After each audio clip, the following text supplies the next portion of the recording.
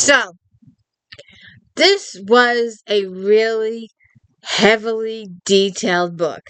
I think a little too much detail, or should I say too much layering of the plot.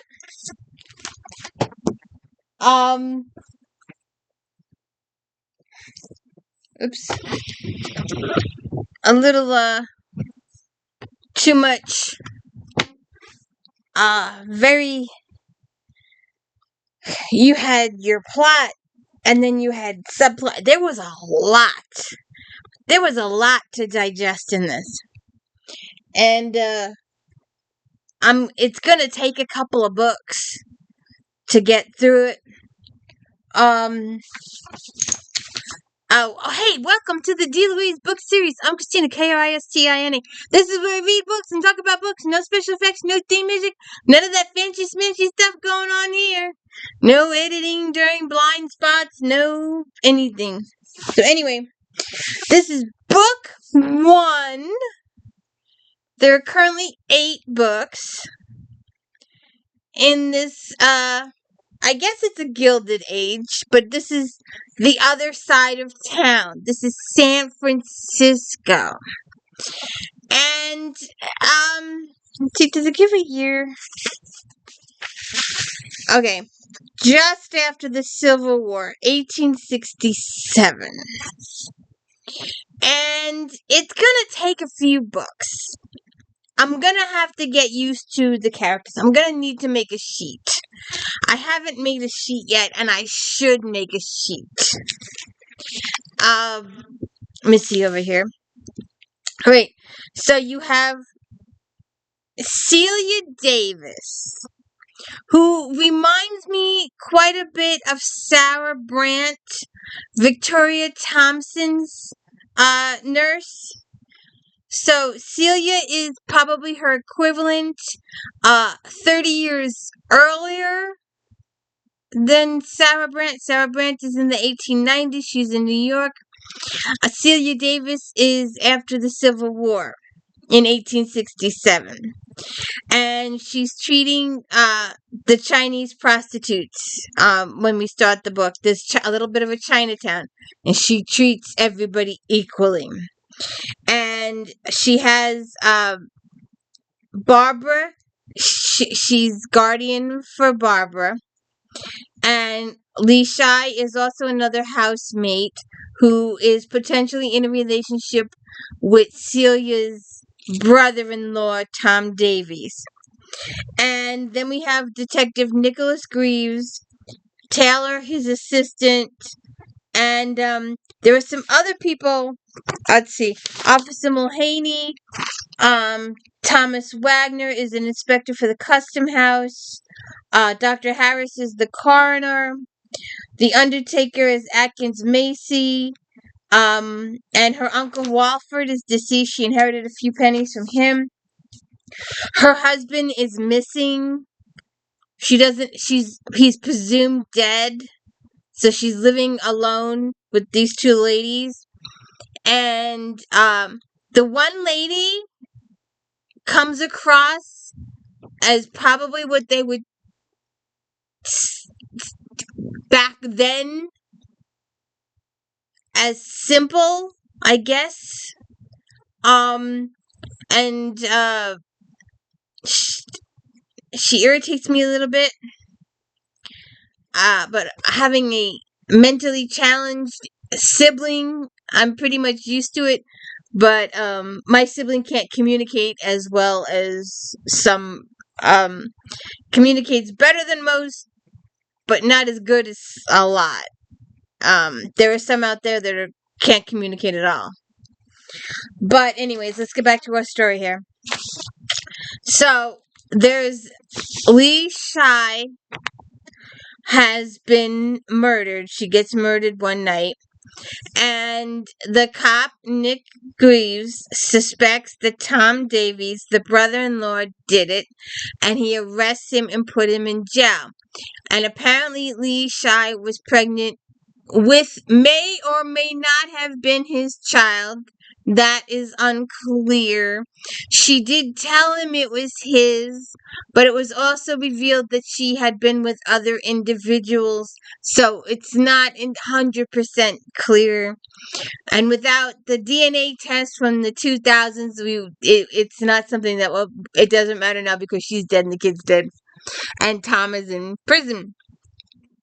And I expected it to be wrapped up a little soon, or I'm gonna find out who really did it types, and it didn't come across as that. It had some really slow, lagging moments that were just like, uh, at least in Sour Brant, they would sit down to tea, and her and her mother would talk about stuff and family stuff. But this just kind of lagged a little bit, and we got so much details. And I felt Owen is a kid that does errands for her, and I felt really, really bad that she didn't offer him a place to stay, but because of etiquette, she can't have a young unwed male in a house with unwed females for etiquette reasons. I think she needs to take time in, maybe put him out in the build a stable, and put him out in the stable with the horses or something, but give him some kind of shelter and support, or put him in a back room or something, or maybe help him rent a room next door or something. I don't know, but do something for him. I felt really bad for him because he does a lot for her. And he comes across as a kid that really needs help. So I don't want her regretting not helping him if something happens to him. And something does happen to him in this book, but we're not sure. I don't exactly know about his residential status at the end. I don't know that. But there was just so much. So the ending, the wrap up at the end was quite detailed. And while I needed the detail to be explained to me why all this other stuff happened, and I appreciated having all that detail, it was just, the whole thing was a lot much. It was I found myself trying to pay attention to all the little nitty gritty things, and I probably didn't have to, but the author spent a lot of time working out the nitty gritty things, and I felt they should, but I didn't take as detailed notes because it was just a lot. There was just a lot of detail. So slowly, microscopically slowly, because she doesn't know, and she's paying this guy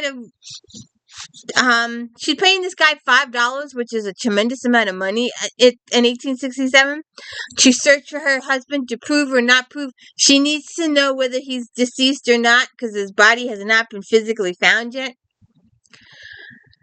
So, and then she's got this other relationship with Mr. Greaves, the detective, and then she's got her ward, Barbara, who keeps a huge thing in the book and a huge thing with Cecile, and she keeps trying to, at the end of the book, she's like, but Barb, you lied to me. If you had told me this, we could have saved lives. We could have saved lives. I know, I'm sorry. No. From now on, you must tell the truth. Family members must tell the truth. That's what pissed me off about this Barbara, is that she was consistently lying to Celia. She knew some minute little details, but they were crucial, minute little details.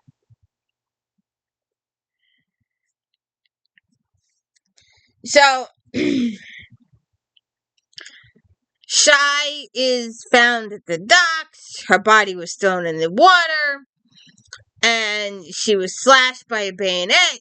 And so the investigation goes for that. And it's also during the time where they made the arrest of Mr. Davies. So Nick's superiors are like, you found a guy, you arrested the guy, be done with it, let's hang him and let's move forward. And Nick is like, well, I just want to make sure I have the right person. I want to make sure I have the evidence to back up my arrest. And his superiors, similar to Frank Malloy's in New York, were like, you have the guy, let's just go hang him and be, whether whether we have confirmation or not that he did it, you've arrested him, that's good for us, but who, so, that kind of, I just expected more. I don't know, a little speed, and it lagged there for a couple of chapters for me. And I was just like, I need something. I need more. I need something. And I couldn't figure out what it was. And it was very, and we got distracted by all this other stuff and this other stuff that happened. And I didn't realize it till the much end how those things were connected. When I got my 2 pages of massive details of information at the end. So then, Lee had been they've got this thing that's similar to what's going on now, and it was irritating as all hell, and it's irritating as all hell now, because there are certain jobs that certain people do without question, and other people will not do because it's beneath them. They don't want those, but you can't have your cake and eat it too. Will you do this job of cleaning the gutter? No, that's beneath you. Well, then you're gonna have to let Johnny Smith here clean the gutter and get paid to do it. But he's taking jobs away from, if you're not willing to do that job, then you need to let Johnny Smith do it. And that's what was going on with Shy. A guy gave her a job cleaning his store, but she could only clean it at night after closing so that none of his customers would see that he hired a Chinese girl to clean his store. So Celia was doing business with this store, and she talks and questions to them, and the girl seems a little suspicious, and then she reveals that she too had a fondness for Tom, and she too was trying to take Tom away from Lee. She felt that Tom was hers, but Tom didn't feel the same way, but she didn't care, and she wanted to get rid of Lee too out of Tom's life. And so you look at her a little suspiciously for a while. And so then you're looking at the apothecary and his daughter for a while. And then there was another sub-story where people are throwing stones at Celia and her group because they were taking care of the Chinese and they didn't want them to take care of the Chinese, so they were throwing rocks and torching them and sending notes to mind their own business and stay out of it and all this kind of stuff. And if Barbara had told Celia a couple of small pieces of information, some of this could have been avoided. So, and then they were burning down Chinatown because they didn't want the Chinese there, and there were fires, and they found a deceased girl, and it just happened to be, spoiler alert, the apothecary's daughter. And why she had to die is one of those extra small bits of subplot information that really, it just went on. But, let's see if I can see this. I like the author notes at the back of the books. Victoria Thompson did it in her latest series, and I liked that quite a bit. The author puts a little note in here. On the morning of February 17, 1867, a disgraceful riot in San Francisco occurred as the headline in the Sacramento Daily Union blared 2 days later. On that day, approximately 30 Chinese workers were grading lots in the South Beach area when they were attacked by a gang of white laborers. Predominantly Irish and unemployed, the laborers blamed the Chinese for taking their jobs. When the police finally quelled the riot, dozens of Chinese workers had been severely beaten, and the shacks they erected to live in had been burned to the ground. Justice was swift, and each rioter was fined $500 and sentenced to 90 days in jail. Rather than discouraging further hostile acts, the men's punishment added fuel to the fire, and the Anti-Coalition Association sprang to life. In the coming years, the violence would swell beyond riots. Anti-Chinese sentiment had been riding high for years before the February day in 1867, and the Irish weren't the only ones who resented the Chinese presence in America. And how can you relate this to all the stuff that's going on today is astronomical, but history repeats itself. You think we learned from history the first time, but we don't. This is America. We were founded by immigrants. We were not... Alright, let me phrase this. My ancestors have been in this country. I can literally trace them to 1800, actually no, earlier than that. I can trace them to 1700s, to 1777, 8. I'm still trying to get past there, but New York records are to deal with. But my ancestors have been in this country that long. But you know who was here first? The Native American Indians. We all came from Europe. We all came from Europe. Remember that. This country was founded by Europeans. This was Native American soil. The only people that are natives here is Native Americans.